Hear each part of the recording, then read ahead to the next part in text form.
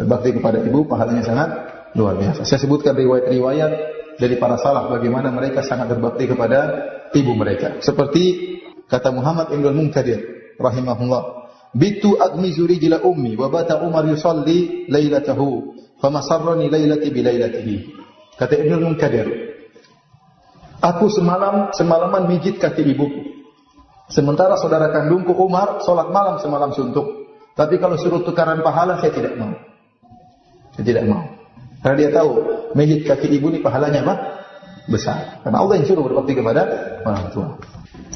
Contoh lagi kisah tentang Abu Bakar bin Ayyash berkata, "Rubbama kuntu ma'a Mansur ibn al-Mu'tamir." Terkadang aku bersama Mansur ibn al-Mu'tamir jalisan fi manzilihi. Mansur ibn al-Mu'tamir adalah seorang ulama, ya. Duduk di rumahnya, fatasihu bihi ummuhu. Tiba-tiba ibunya teriak memanggilnya. Wa kanat fardatan alaihi, dan ibunya kasar terhadap dia. Fataqul, ibunya berkata, "Ya Mansur, yuriduka Ibnu Hubairah 'ala al-qadha' fata'ba." Wahai Mansur, Ibnu Hubairah ingin mengangkat engkau sebagai qadhi, sebagai hakim, dan engkau menolak. Ya, wa huwa wadhi'un lihyatahu 'ala sadrihi ma yarfa'u tarfahu ilaiha. Sementara Mansur Ibn Mu'tamir tatkala diomelin oleh ibunya, dia hanya menundukkan pandangannya, ya, sehingga lihyahnya, jenggotnya di atas dadanya, dan dia tidak berani memandang ibunya. Ya. Ini menunjukkan bagaimana baktinya kepada ibunya. Jadi ceritanya Mansur ini mau diangkat menjadi qadhi, menjadi hakim di kota tersebut, dan dia tidak mau. Ya, tentunya dia punya alasan, karena menjadi hakim tidak gampang.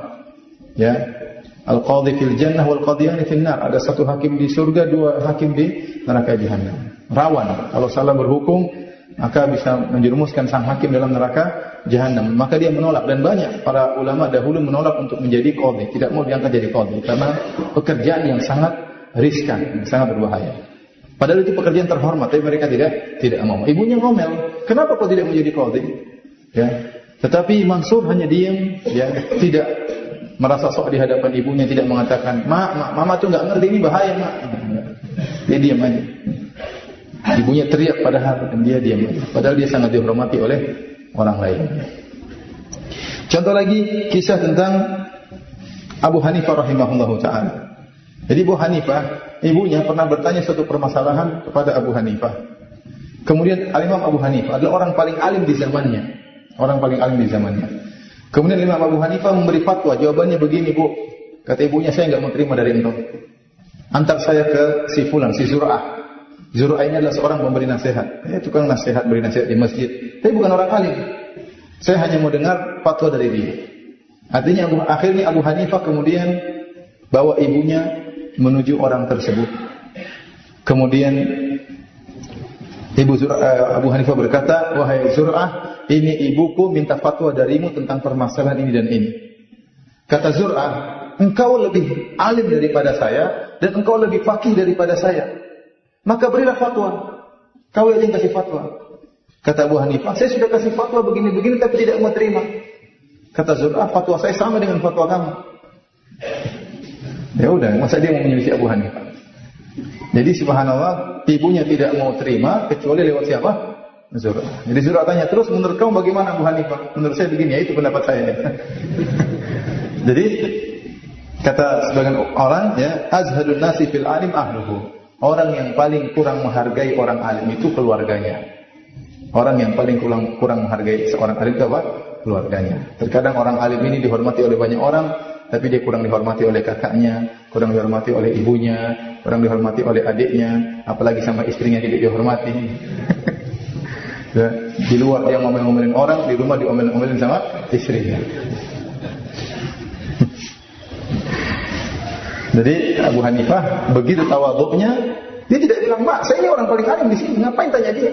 Dia itu murid saya." Tidak, tapi dia ngantar ibunya, ngantar ke orang tersebut dengan penuh kerendahan, nanya, ya, di hadapan kepada dia lebih alim daripada orang tersebut demi menyenangkan siapa?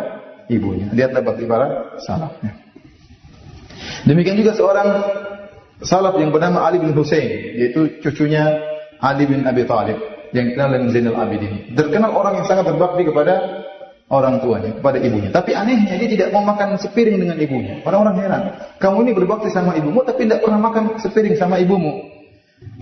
Maka dia berkata, akhafu an akula ma'aha fatasbiqu ainuha ila syai'in at-ta'am wa ana la a'lamu bihi fa akuluhu fa akuna qad aqaftuha. Saya khawatir kalau saya makan dengan ibu saya, tiba-tiba ibu saya sudah pingin makan sesuatu di piring tersebut, saya mendahului dan saya tidak tahu. Saya khawatir saya durhaka kepada ibu saya gara-gara makan makanan yang diingini oleh ibu saya. Kalau gitu lebih baik saya makan sendiri. Luar biasa. Oleh karenanya sebenarnya Allah mengatakan namanya durhaka karena Allah berfirman fala taqul lahum uffin. Janganlah engkau berkata kepada orang tuamu dengan uff. Uff itu adalah kalimat yang menunjukkan tadajjur, kalimat yang menunjukkan jengkel. Dalam bahasa Arab kalimat yang paling ringan yang menunjukkan kejengkelan itu uff. Kalau bahasa kita mungkin Maka seluruh bentuk menampilkan kejengkelan kepada orang tua itu adalah kedurhakaan. Bisa dengan ucapan bisa dengan ucapan uff. Bisa dengan membentak, bisa dengan lirikan yang tajam. Ya. Bahkan Zainul Abidin lebih dalam lagi tidak ingin makan makanan yang disukai oleh apa? Ibunya. Ya. Dia takut kurang ajar sama orang tua. Karena ikhwan hati-hati ya. Jangan sampai kita durhaka pada orang tua kita. Kalau ente diomelin sama ibu ente, udah ente diam aja. Iya mak ya. Jangan bentak, jangan bantah ya. Kalau ingin menyampaikan dengan ilmiah tidak perlu apa? Dengan suara yang tinggi dan jangan sok pintar di hadapan orang tua.